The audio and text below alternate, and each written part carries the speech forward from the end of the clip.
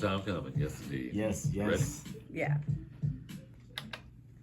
KSYM, San Antonio College Radio. This is Urban Suite. D Major Cheryl Metal joining us for our third and final open mic session this evening. Friend of the Urban Suite, and finally got you here in the booth. Yes. Phillip Dark, how are you this evening? Man, I feel amazing. I'm happy to be here. It's been a long journey, so I'm like very ecstatic, elated, all the other big words. Happy. Man, appreciate you coming through, and hope you're enjoying yourself while you're in town too. Yeah. Oh yeah. Definitely. It's vacations by my daughter. She did very well in school. She starts with the creative design school next year. So wanted to give her a good send off and vacation. Take her home, enjoy some breakfast tacos. Oh, heck The yeah. West Coast don't know nothing about that. No. No. They got some good breakfast burritos. Burritos. They want to wrap Man. everything up. I want it open. But tacos, San Antonio. Yeah, that's it. San Antonio. That's it. And I got an awesome mother every morning. Call me whatever. Call me fat every morning with breakfast taco. Chop up old French fries, potato, egg, cheese. Yep.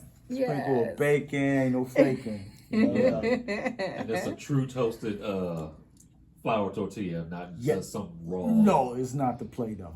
Thank you. Yes, that's what I hate. Like, I don't know, when did people stop steaming or cooking off their flour tortillas? When they leave Texas. Yeah, see, that is crazy. And I experienced like even It's LA, like paste. Yeah. Because even LA, like I saw, it's right there. That's the source. But I'm sorry, Tex-Mex got me vexed. Like Yes. Yes. Man. like yo, Man. yo, I can't like. Let's a little bit. Let's delve into some history a little bit. Okay. When did you begin your journey in music? Here. My journey in music started probably 2003. Okay. I was doing songs, and my brother was like, "Yo, that's still swag." So I was like, "Oh, okay." So after that, I started believing in his music and other individuals he started bringing around. You know what I'm saying? That's when around 2 years of just figuring out what's what. So 2005, get Money Click. Artists like Mr. King, Iceberg, Killer Foon, D-Jack, Young Maverick. That stuff, it was going. We were promoting that stuff. And then secretly I would get on I was a cleanup man. Well, would be called the cleanup man. They would once in a while put me on the track at the end of the song. Yeah. And I thought that was cool. I was financing everything. So I was like, whatever. I'm happy just to, rap. But I didn't take nothing serious till about 2013. I was like, before that, I was really just about them and getting their stuff out. You know what I'm saying? Especially with just working at Toyota. Okay. You know what I'm saying? I was working a job where I had a career at the Toyota plant when they first started in San Antonio. Yeah. The South Side. So my checks went to that. Getting them, make sure we was fresh, whether it's the flea market Air Forces or whatever. We was fresh to perform and look good. Get Money Click was, we tried to stick with the name. Yeah. So when did you feel that, you made the switch to actually taking things seriously?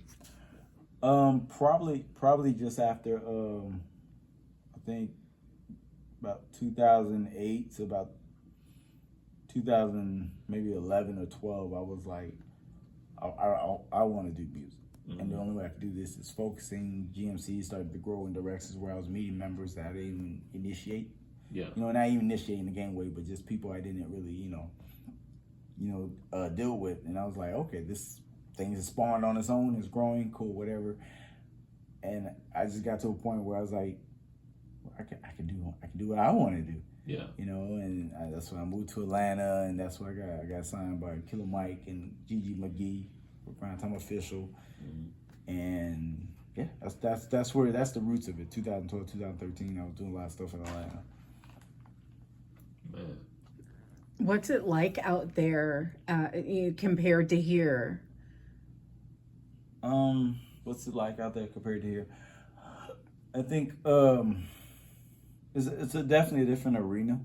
You know, you step into like not only a different vibe, but different expectations, different things. You know what I'm saying? Especially like I said, I didn't come from Atlanta's filled with a lot of trap music. That wasn't my era. That not even era. That wasn't what I spoke about or made songs about. You know what I'm saying? So it definitely was. It took a backseat to what was going on, especially working with Killer Mike. You know what I'm saying? Gigi McGee, in that same, because it was. I don't know the exact paperwork, but it was still connected. Like I said, me and Travis Scott, we was like a thin wall between us. They picked him up. They picked up Trey the Truth as far as a Texas artist instead of me. So it was a lot of instead of. It was a lot of hurt feelings. It was a lot of like, I was there. but I got like, you know, just either whether it was me having a big head or just not fitting what they needed, I was right there. You know what I'm saying? So it was a lot of I was happy just to tour on my own. Yeah. Didn't make any money, but just happy to I'm here. And it just got to a point where I was like, touring's not that unless you know what I'm saying, you're an established artist.